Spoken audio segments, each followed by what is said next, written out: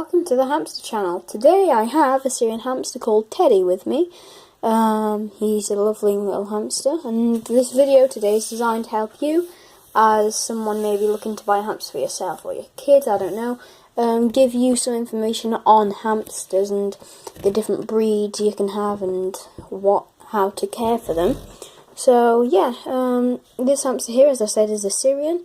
Syrians live on average for 2 years, maybe to 3.5 years if you're lucky. Whereas dwarves only generally live for anywhere between 1 and, again if you're lucky, 2 years.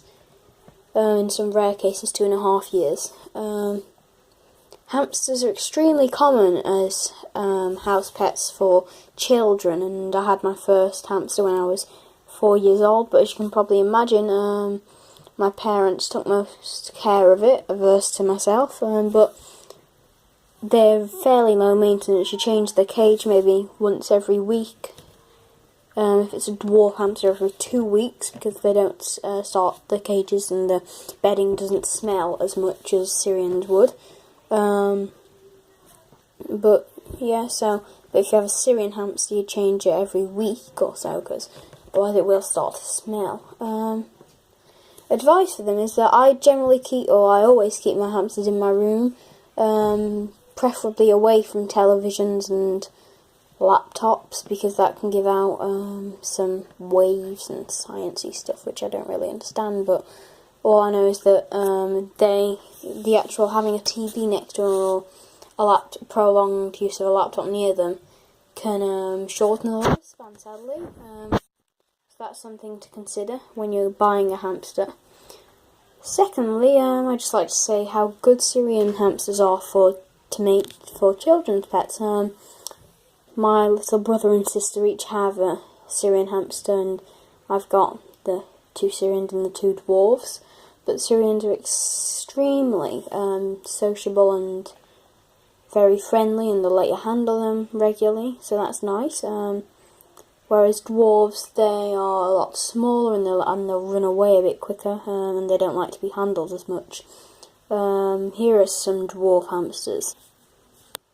Here are the dwarf hamsters I have. This one here is Cadbury, and this one is Kinder. As you can see, they're very cute little things. Kinder's the bigger, although they're about the same, or they are the same age and the same breed, believe it or not. They came from the same parents.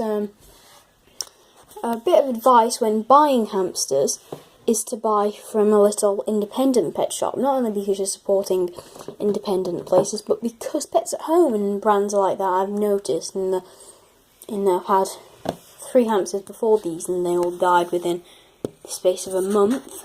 One hamster died within a week, and the other 2 weeks, and the other a month, so that's definitely not good about Pets at Home. But these I've had now for 3 months, and they're still going strong.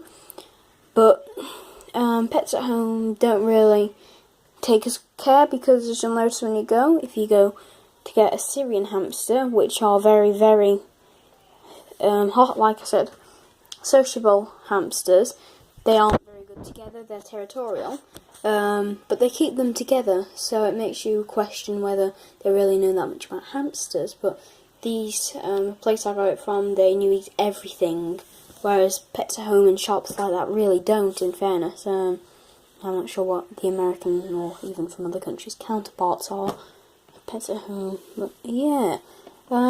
As you can see, the dwarf hamsters are a lot faster when they're walking.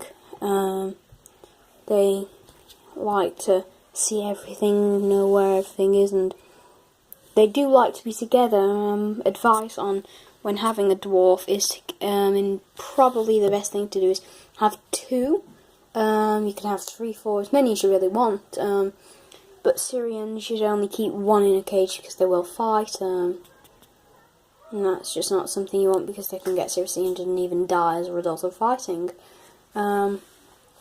Dwarves, they are very tame, generally. I mean, Cadbury here, he likes to bite a lot, which is, I've had, these are my 4th dwarves, and the 2 I had before, or 3 actually, 5th dwarves, 3 I had before were always very friendly and wouldn't bite, but Kinder, I had to It wasn't really that hard to tame him, but Cadbury is very persistent on biting, and I guess I can only take it as a compliment because I obviously taste very nice to little dwarf hamsters.